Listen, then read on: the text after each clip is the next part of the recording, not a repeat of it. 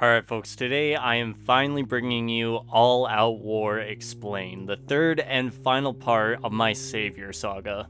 This video is going to be acting as a direct sequel to my Savior Explained video, so if you're not caught up on that one yet, be sure to watch it before this one. I know Season 8 is a pretty divisive season, so I'm curious to hear your guys' thoughts on it in the comments down below. This video took me way longer than I thought it would to make, so I'd greatly appreciate it if you guys hit that like button and drop a sub if you want to see more story arc explained videos.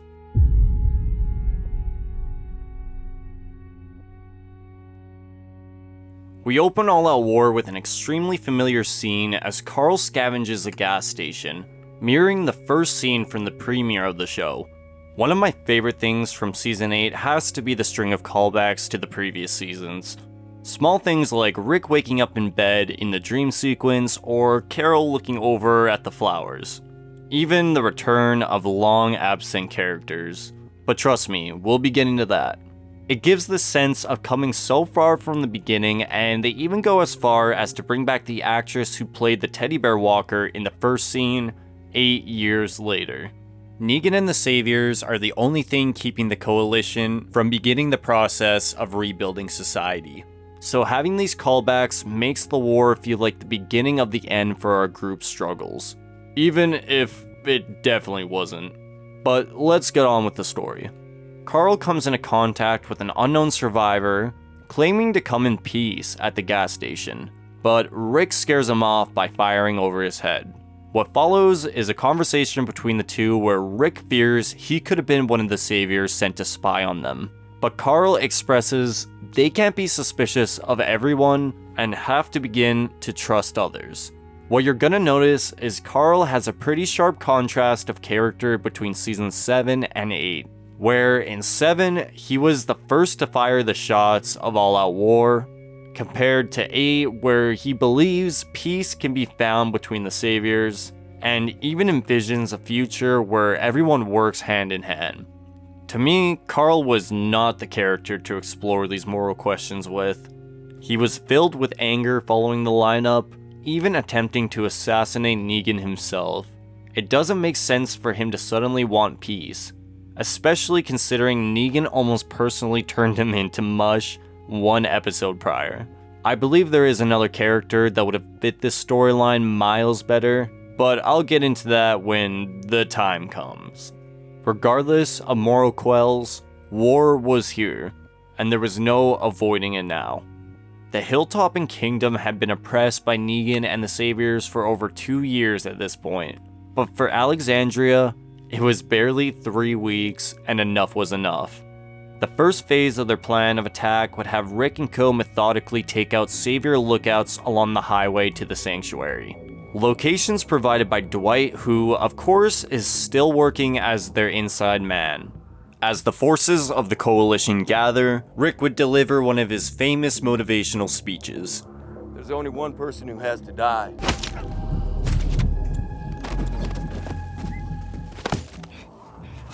Yeah, I think it's a bit too late for that already. But after the survivors fortify their vehicles with steel paneling, they set off towards the sanctuary as a convoy. A splinter group remains on the outskirts, awaiting the arrival of a walker horde that will be used to their advantage, as this phase of the plan consists of cutting the sanctuary off from its outposts and supply lines. Daryl begins leading them on bike to their destination as Rick and the Coalition arrive, making it well known they're here to talk business, as Negan and his lieutenants slither out of the compound doors. The deal is, the lieutenants hand over Negan and submit to their terms of peace, and they will all be spared. Plain and simple. But the Saviors have an ace up their sleeve, as the spineless Gregory, fearing conflict, had crawled his way to the sanctuary to warn them of this rebellion. Gregory would announce those who stand against the Saviors will be thrown out of Hilltop. But in one of the best lines from Jesus, he makes it clear, The Hilltop stands with Maggie! the widow who rose up and took charge in her darkest hour. In the comics, a good chunk of Hilltop residents actually do hang up their weapons here, and I always found that so weird. Why march to war with Maggie if you're just gonna listen to Gregory anyway? I definitely prefer everybody sticking by Maggie's side in the show. Also, I find it funny that due to this, Gregory puts himself in the bad graces of both the Saviors and the Coalition with the same move. He's such a slept-on character in these seasons. What follows is a back and forth between Rick and Negan on what this conflict will be worth, but Rick is firm on their demands. It's Negan's head or war. And obviously, Negan and his lieutenants aren't going to be taking any deal from Rick, as they still believe they have the upper hand in this conflict due to their numbers alone. So as Daryl closes in with the Horde on his tail, Rick and the Coalition open fire on the Sanctuary, somehow missing Negan and every lieutenant in the process, but by golly did they get those windows. But in all seriousness, people like to make fun of the shooting of the windows, but I think it makes sense. It helps attract the Horde they're leading, it eliminates areas for snipers to pick them off, and would leave the inside of the Sanctuary open to the elements. If the goal is to wear them out into surrendering, the noise and smell within the factory alone would help with the job. But there's no excuse for Negan not to be hit here. I mean, come on Rick, you shot off Gareth's fingers from 10 yards away in the dark.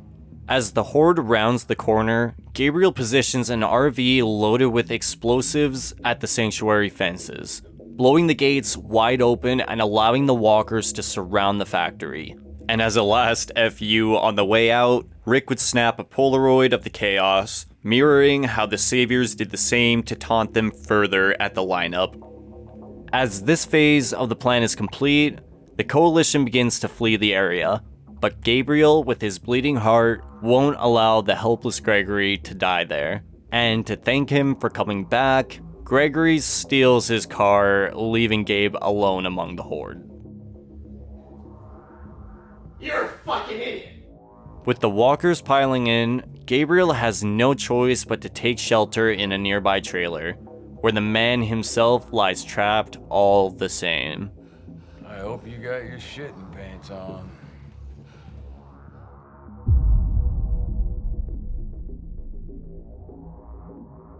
Now that the Sanctuary is cut off from the rest of the soldiers, the next phase begins. The Coalition splits into teams, each responsible for attacking and clearing an outpost, with the added responsibility of securing various weapon armories. This, of course, is war, and there are casualties on all sides. Francine and Eric would lose their lives fighting for freedom, the first of many to come. Tara, Jesus, and Morgan's divisions are responsible for taking out the repopulated satellite outpost.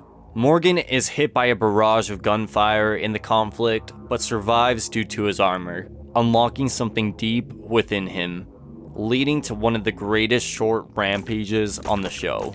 This culminates in the surrendering of 38 Saviors, who are taken prisoner by Jesus, one of which being Alden, who appears to genuinely want peace, opposed to Jared, the man who killed the young Ben, who is only surrendering to bide his time.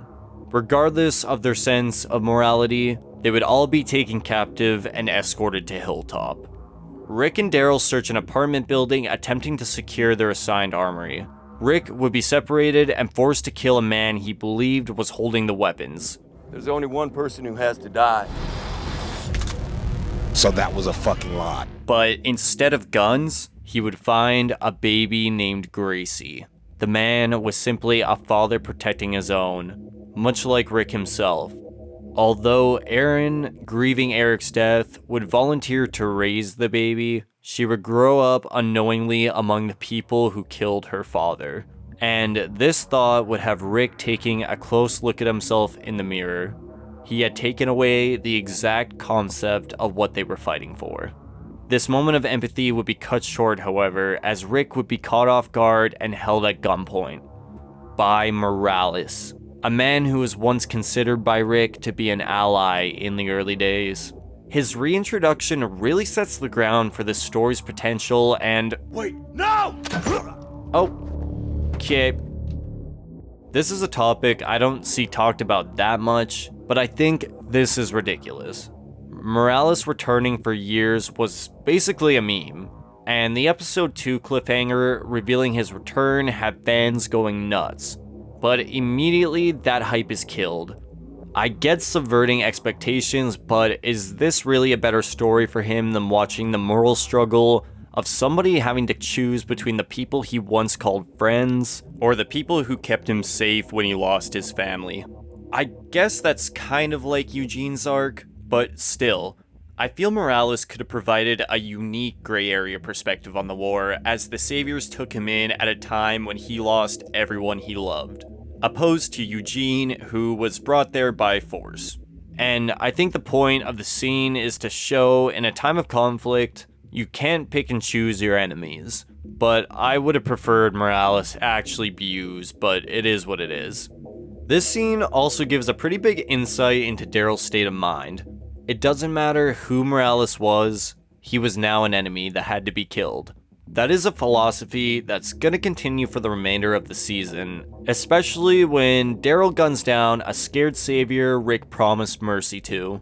He's in a dark spot, and this war is acting as an outlet for him to take out his anger. And we all know, anger makes you stupid. Stupid gets you killed. Now, over with the Kingdom's army, luck has been on their side, as every battle they've encountered has led to victory without casualties.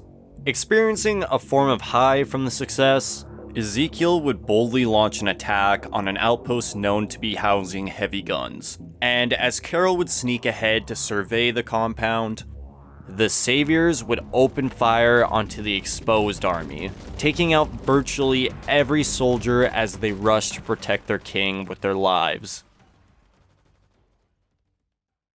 Crawling out of the pile of bodies, Ezekiel would soon be surrounded and attacked by the corpses of his own people, but would quickly reunite with Jerry, his right-hand man who survived the massacre as well.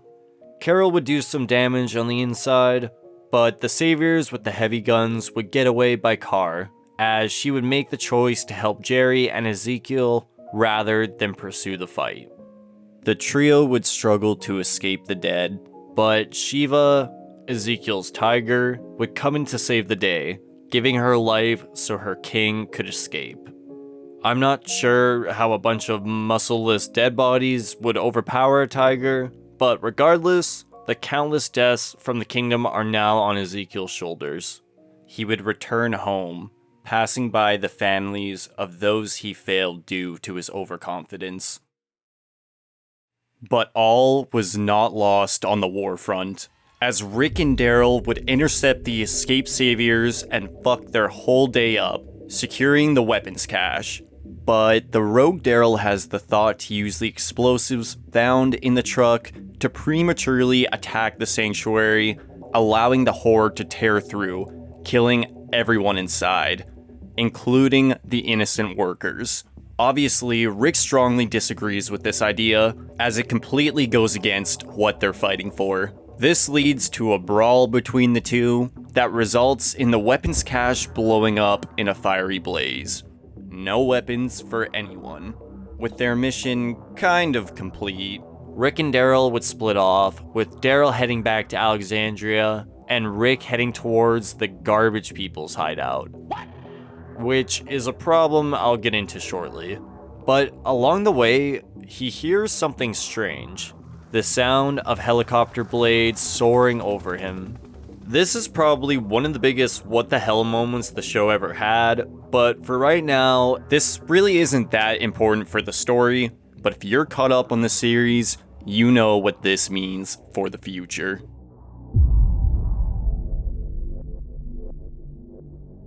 As the sanctuary remains surrounded, Gabriel and Negan realize the only way out of this situation is to work together.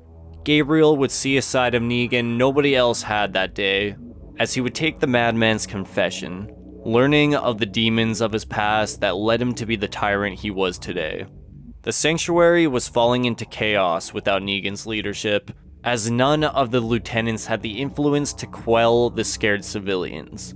So within a few hours, shots were already being fired. Using the good old guts trick, Negan would arrive to restore order, and the Saviors would fall to their knees at his sight. My nutsack is made of steel. Gabriel would be taken to the dungeons regardless of the connection he made with Negan, albeit gently. And Eugene, although appearing to be fully in with the Saviors at this time, would actually show some genuine concern for Gabriel, as he could see him growing extremely sick from the guts trick. And on the topic of Eugene's loyalty, he appears to put 2 and 2 together during their time in lockdown, discovering Dwight may be a mole for the Coalition. But what's interesting is that he doesn't bring this revelation to anybody, even when later on his suspicions are confirmed. These series of events really throw into question Eugene's allegiances, but for now, he's still acting as the brains of Negan's operation. Regardless of the state of the sanctuary on the inside, they had a much bigger problem with the Horde on the outside. So, that would be Negan's first problem to solve. Now, the next episode begins with Rick choosing to go back to the garbage people and asking them to join the fight now that the Saviors are being held down by the Horde. Why the hell would Rick think they could be trusted under any circumstance? This is how he reacted to somebody with seemingly good intentions approaching them 3 months earlier in the timeline. But now, he's actively recruiting people who fired on them and betrayed them. I forgot to mention in the previous video, but during the attack at Alexandria, one of the scavengers beat Michonne pretty bad, explaining why she isn't in the forefront of the battle at this time. She does get the upper hand and kill the garbage person, but in no way is it believable for Rick to go back to recruit them, even with the fall of the Kingdom Fighters in mind. He would never trust someone who hurt his family, so this whole side quest just feels out of character.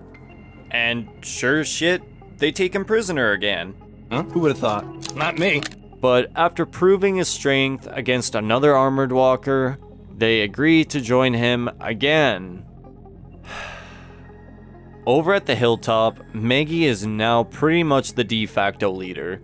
And as Gregory's sorry ass pulls up in Gabriel's car without Gabriel begging to be let in, she would oblige, but they haven't forgotten his betrayal. Right on his heels would come Jesus with the 38 Savior prisoners, Maggie's first true test as leader. With the choice between executing them or keeping them under guard inside Hilltop, Maggie chooses the latter, as they may be used for bargaining chips down the line. And while they're at it, they throw Gregory in the pen along with them. You didn't really think they were going to let him get away with that, did you?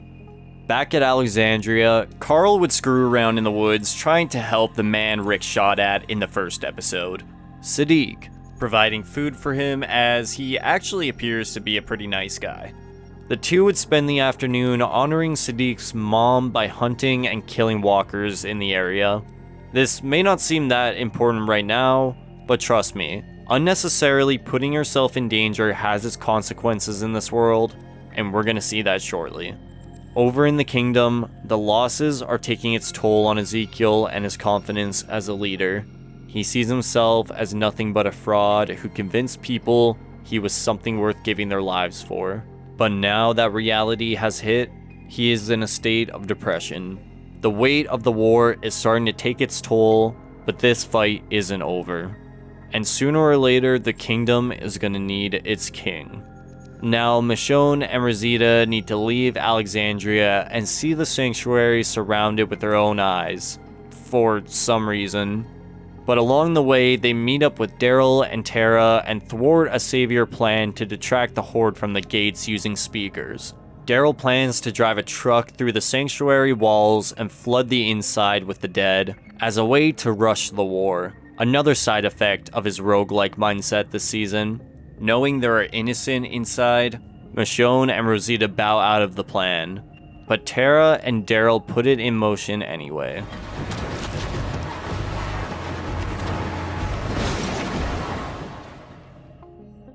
Arriving at the sanctuary with the garbage people, Rick would be stopped in horror, seeing the Horde cleared.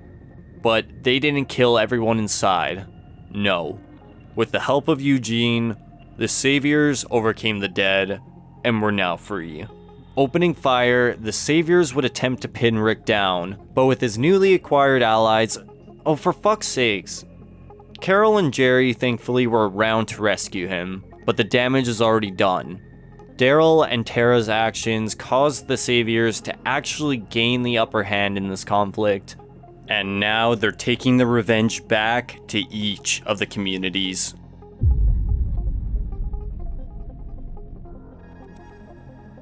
Starting with the Kingdom, the Saviors led by Gavin would invade its walls, declaring the gated community to be the Saviors' new base of operations, while the now imprisoned citizens rebuild the factory they ruined. However, after days of sulking, Ezekiel would realize he was capable of being the leader he pretended to be for so long, by sacrificing himself to become prisoner as his people escaped out the front. Maggie leads a hilltop convoy to the sanctuary, presumably expecting surrender, but they are stopped and surrounded by the newly freed Saviors, led by Simon. With Jerry captured and held hostage, Simon lets them know the good news. They've been chosen to receive mercy, as long as they get back to growing crops like the good little food producers they are. Maggie agrees, after Simon shows how serious he is. But with the secret of 38 Saviors held hostage at Hilltop, she would have a plan up her sleeve. Now, finally, Alexandria. The community that caused all of this in the first place would be greeted with Negan himself, along with a barrage of grenade launchers. Requesting Rick answer the door, Carl would appear instead. He would beg Negan to leave the safe zone, as children and families live there, but the Coalition didn't give the Sanctuary the same mercy, so peace is off the table. Thank you, Daryl. Carl would volunteer to die on behalf of the Alexandrians, which would catch Negan off guard, buying more time for others to prepare for battle and escape. As Dwight leads more Saviors to the safe zone, he sees an ambush set up by the Alexandrians, leading the rest of the convoy right into the attack. Dwight would blatantly turn on the Saviors here, shooting them dead, but with Laura escaping as a witness, it was only a matter of time before his cover was blown. Angered at Carl's deception, the Saviors would open fire onto Alexandria. Scorched earth. But Carl is Rick's son, and due to his foresight to prepare for an attack, he would lead all the Alexandrians into the hidden sewers beneath. Rick would arrive late to the party to see his home ablaze. His only priority? Find Michonne, Carl, and Judith. But Negan himself would ambush him in his home. Somehow, neither of them would kill each other. Instead, Rick would slip away, finding Michonne in the chaos and joining the rest in the sewers as Alexandria is reduced to rubble above. Carl had done his job and got everybody to safety. Despite the lack of casualties, the mood in the tunnel is quiet and somber. As Rick and Michonne make their way to the back, they see Carl, white as a ghost. Carl had been bit by a walker 2 episodes prior while helping Sadiq clear out the walkers.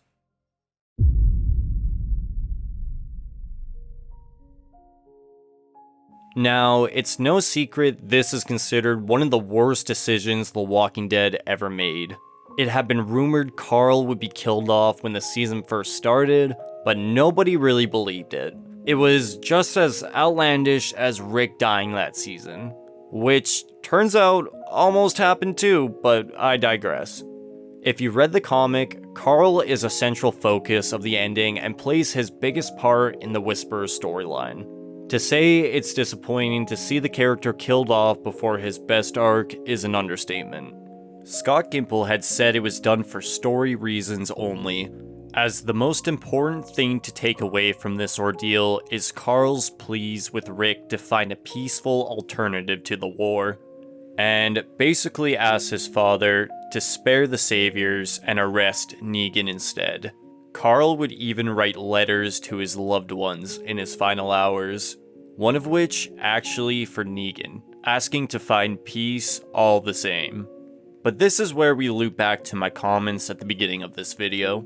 Carl's whole personality had to be changed to fit that narrative. Rick didn't need the death of his son to inspire peace in the comics, so why was it necessary here? And if the death of someone close was needed to motivate peace within Rick, why wouldn't they use the character whose story revolved around not killing to make that point? If they had spent the time to really build up Rick and Morgan's relationship and opposition when the time of war came, we would have had a compelling story of Rick honoring someone who went out of his way to save him in the early days, and understanding where he was coming from. Hell, Morgan even built the cell. But instead, they sent him over to Fear to tread the same plot lines for the next 5 years. I think having the bite reveal be the mid-season finale cliffhanger hurts the hype for the return of the show immensely as well. By now, the Savior arc had been going on for nearly 2 years, and we were coming back for more of it, with a death nobody wanted to see. But come February 2018, the episode aired. Michonne and Rick spend Carl's final hours by his side in the Alexandrian ruins, while the rest head out towards Hilltop. Siddiq promising to honor him for going out of his way to give him a new home. Yeah, their goodbye was beautiful and emotional, but completely unnecessary. I completely disagree with this decision, but regardless, this is the path they chose to go down, so please let me know in the comments down below your thoughts on this whole ordeal. The Carl storyline of this episode may be a huge bummer, but it is awesome to see Carol and Morgan tear through the Saviors at the Kingdom and free Ezekiel. Sadly, the young Henry is the one to kill Gavin from behind, thinking he was getting revenge for the death of his brother 1 season prior. And with that, all roads lead back to Hilltop, the last standing community of the Coalition. Rick and Michonne are right behind after burying Carl, but first, Rick gives Negan a little call, letting him know Carl is dead and he wanted peace, but he is still gonna kill him anyway. You're cold as ice, Officer Friendly. Along their way to Hilltop, the Alexandrians are almost caught by Saviors, but Dwight sacrifices himself so they can escape. Surprisingly, however, they are unaware of his betrayal, implying Laura never actually made it back to the sanctuary. So, as of now, he is still on the inside. Tara now realizes Dwight really is putting his ass on the line, and lets Daryl know she's done going rogue. Any desire to see Dwight die for his crimes now lies solely with him. Although Alexandria and Kingdom have been dealt with, it's clear to Negan all forces are congregating at Hilltop, as Maggie delivers one of the Savior prisoners' bodies back to the sanctuary in a coffin, signaling they plan to use the other 37 as negotiation tools. There is no order unless they all bend the knee, so it's time to make them fall in line once again through the same means as usual. Publicly execute one of them brutally, and the rest will submit. But there's one more loose end to deal with first. The traitorous garbage people, who were caught red-handed marching by Rick's side. Simon is told to pay them a visit and give them the same old drill. But in Simon's eyes, this is still war. So he gets a little trigger-happy trying to get an apology out of Jadis. Unfortunately, she lashes out in remorse, and instead of following orders, Simon elects to take the Oceanside approach, opening fire on the entire community. Light it up now!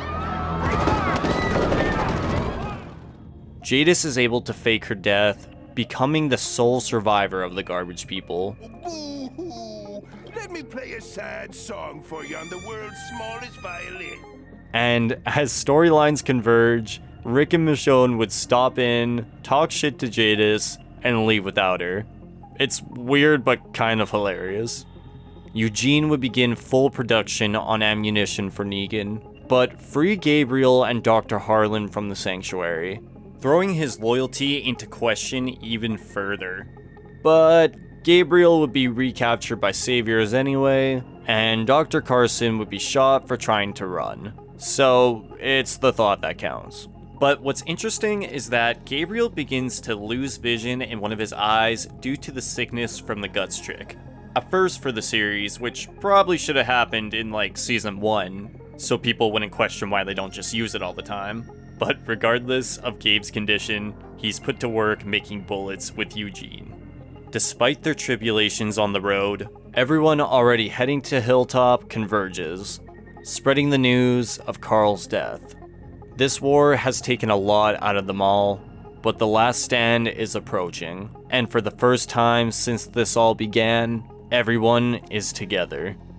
Negan has grown sick of waiting for his bullets, so in the meantime, he resorts to Plan B, infection. As Dwight returns to the sanctuary, Negan orders the Saviors to coat their melee weapons in walker guts, theorizing one scratch would cause the virus to enter the bloodstream of its victims and kill them overnight.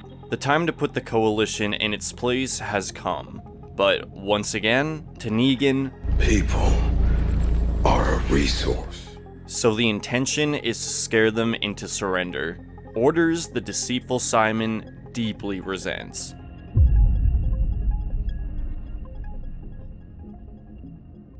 Knowing Negan and the Saviors would soon be approaching Hilltop, Rick and Co prepare an ambush for their arrival. But Rick, in his state of grief, goes rogue on sight of Negan, hunting him down and separating him from the Savior caravan. This ordeal leads to the second and best 1v1 for Rick and Negan, complete with walkers and a burning Lucille. And for Negan, the revelation of Simon's defiance of orders with the garbage people. But of course, Negan once again escapes death, only to be captured by the now lone wolf Jadis, who brings him back to the junkyard wanting revenge for Simon's move. But she lets him go after he promises to make it right. Can you tell I'm sick of the garbage people yet? Oh look, another helicopter. Weird. On his way back to Sanctuary, Negan would come across an old friend on the road, Laura, which will mark the end for Dwight, who happens to be right back in that factory. During his absence, however, Simon had taken full control of the Saviors after discovering Negan's crashed vehicle. Declaring him dead, even though he damn well knew he wasn't, Simon would order a full-on attack of Hilltop, switching the goal from infection to extermination. And later that night, Simon and his Saviors would arrive at the farming community, but with Maggie's 38 prisoners, Simon would back down as to not waste the lives of his men. Yeah, I'm just kidding. He makes it clear he doesn't give two shits about the men who failed in his eyes, and orders the assault anyway. This conflict would lead to several Coalition soldiers receiving cuts unknowingly from the infected weapons, with Tara receiving a bolt to the shoulder from Dwight, throwing his loyalty into question once again. Yeah, there's a lot of back and forth this season. Maggie's plan to repel their forces had succeeded, but as the next day bled into night, it would become clear this fight wasn't over. One by one, those who were injured in the battle would be overcome with infection, turning in their sleep and attacking those within Barrington House. One of these victims being Tobin. During the chaos, the prisoner Saviors would be forced to make a choice, half running for the gates to get back to Sanctuary, and half staying put and switching allegiances, as it's now clear they are not valued as Saviors. This act would leave Alden and the rest of the defectors in the good graces of the Coalition. The next morning, it's quickly discovered what happened with the infected Blades. But with Tara not growing sick from her wound, Dwight's loyalty to the Coalition is once and for all confirmed, as he had shot her with a clean bolt. Parkour! Parkour! Parkour! This whole scenario actually happens to Rick in the comics, and it's way more intense, as at the time, people believed this could actually be the end for him, but of course it wasn't, and basically results in the same revelation anyway. This battle left many injured, but thankfully we discover Sadiq was actually a doctor in the pre-apocalypse. So rejoice, Carl didn't totally die for nothing. Heh, yeah. Now, I feel Michonne's physical capabilities as a warrior were heavily underutilized this season, but what I do appreciate is her interactions with Rick as he's going through the grieving process. She's been through something like this before, so she understands where he's at mentally more than anyone, and encourages Rick to finally read the letter Carl wrote to him in his final hours. But Rick doesn't want to confront his feelings. Instead, buries himself deeper into the conflict by recruiting Morgan to track down the escaped saviors. Alden would ask him to consider peacefully bringing them back, as some may have just made a mistake in the moment, but Rick is not having it. The whole peacefully ending the war thing isn't even on his mind anymore. And that's reflected in what I believe to be Rick and Morgan's worst acts. After tracking down the escaped saviors led by Jared, Rick and Morgan would be captured and tied up. They claim the saviors could still be forgiven and accepted into their communities if they let them go, and they appear to be telling the truth, as when a walker horde piles into their temporary shelter, they all stand as one, minus Jared, and defend each other. Until Rick and Morgan give each other the go-ahead to massacre their newfound allies. There's only one person who has to die. I lied. Jesus Christ. The only good thing to come out of this would be the slow, horrific death Morgan grants Jared. Finally, Ben has been avenged. I guess this whole ordeal was a little too hardcore, even for Rick, as after returning to Hilltop, he would confide in Michonne. After today's events, he's ready to finally sit down and listen to his late son's call for peace written in the letter.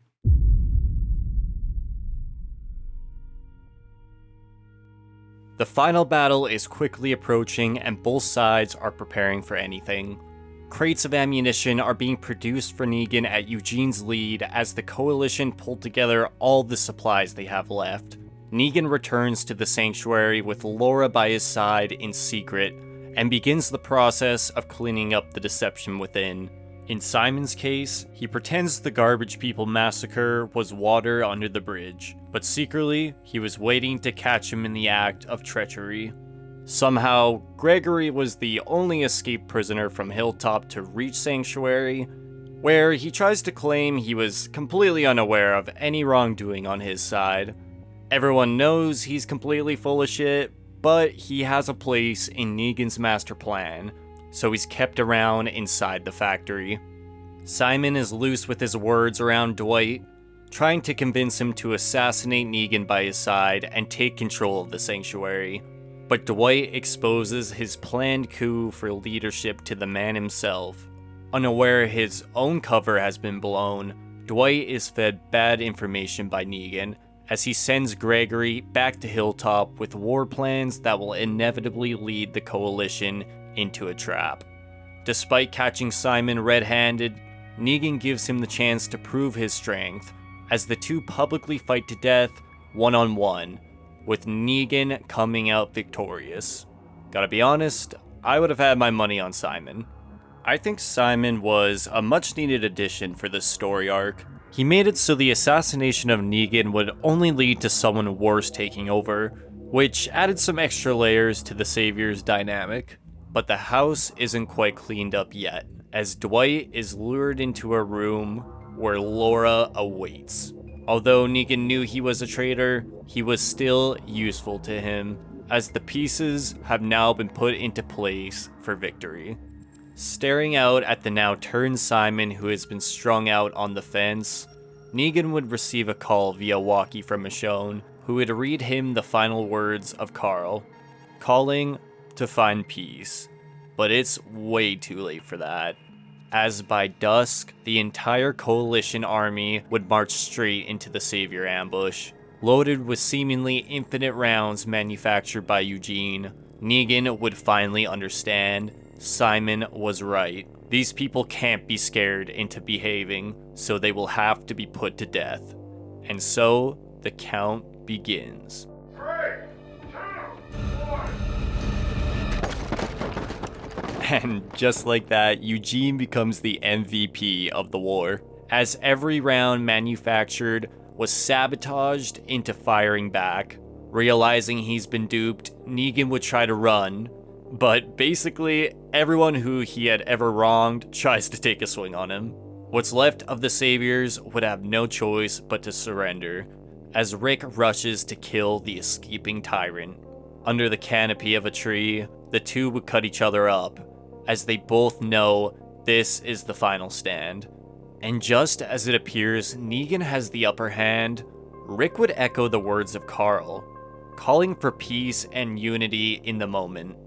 Negan would be shocked at this comment. How could they just hang up their weapons and walk home now? Could Carl have been right? Was working with Rick the key to... Negan would fall to his knees as Rick stood over him, claiming Carl was wrong with his last breath. Overcome with internal conflict, as this was the man who killed his closest ally, but also the man his son begged him to spare as his dying wish. And as the Coalition watches over them, Rick would make the decision to have Sadiq save Negan's life and arrest him instead, just as Carl would have wanted. This was not only a controversial move among viewers, but among the characters in the universe as well, as Maggie would beg Rick not to let this happen. He killed Glenn, but he justifies it by claiming this was how they start the process of rebuilding a civilized society, by imprisoning their enemies, not killing them, and showing the future generations there could be more to life than just survival. Rick was blinded by the thought of killing Negan for so long that he couldn't hear what his son was trying to tell him. Showing mercy was the way to achieve peace, and there could be so much more accomplished if everyone worked together. Negan would wake up in a medical trailer, where Rick and Michonne stood over him, letting the now ex-tyrant know he would serve the rest of his life in a cell beneath the soon-to-be rebuilt Alexandria, watching as they built up their communities without him. The immediate aftermath of the war would see the Coalition deliver materials for the rebuilding of the sanctuary as the first steps towards reconciliation. The kingdom would soon begin to repopulate. Those lost would never be forgotten, but Ezekiel would remain strong for his people over the coming years, with Carol by his side as queen. You may have been wondering where Oceanside was in this whole conflict. Well, they stuck to their word for most of the season, not wanting to engage in the war to prevent more losses. But after losing Eric, Aaron would travel there and lay in the rain for half the season, trying to convince them to join the fight. Yeah, I'm not joking. Talk about underused. But in the end, they did help defend Hilltop, so they're cool in Rick's eyes. And Aaron would return to Alexandria to his now adopted daughter, Gracie, who he would raise as his own over the coming years. Morgan would continue to struggle with his mental health following the war and would exile himself from the communities, choosing to run over to Fear, never to return for the rest of the main show's run. But on his way out, he would relay to Jadis she was welcome to join one of the communities now that the war was over. For some reason. I mean, seriously, this lady has sketch written all over her, come on, Rick. Gregory would be stripped of all authority at Hilltop, but would be welcome to stay as a resident, as he did try to assist Dwight in bringing them the Savior plans. A decision the now permanent leader Maggie would later come to regret. Dwight would be at the mercy of Daryl, who, despite acting like a bit of a crazy person all season, would take a page out of Rick's book and show mercy, banishing Dwight from the Coalition over to Fear. One could argue that may be a fate worse than death, but that's beside the point. Maggie would speak on how Rick was wrong to spare Negan, and that they would bide their time and build themselves up, before one day taking care of him for good. And who is she speaking to? Jesus and Daryl, who fully agrees with her words, despite having spared Dwight himself prior. Negan may be defeated, but this conflict isn't over in the eyes of those who disagree with Rick's decision. It's not over until he's dead. So, what would happen to the Saviors in the coming years after the war? Well, I talk about their role in the first half of Season 9 in my Disappearance of Rick Grimes video. But we find out after the 6-year time jump, the Sanctuary as a settlement had fallen, and the remaining saviors would either integrate into the various communities or eventually be burned alive in their sleep by Carol after they mess with her adopted son, Henry. Straggler saviors would remain out in the wasteland, such as the Croat, spreading the stories of their reign as the years passed by. And Negan? Well, Negan would sit in that cell for the next 10 years, until he would be freed to take care of the Coalition's next big threat.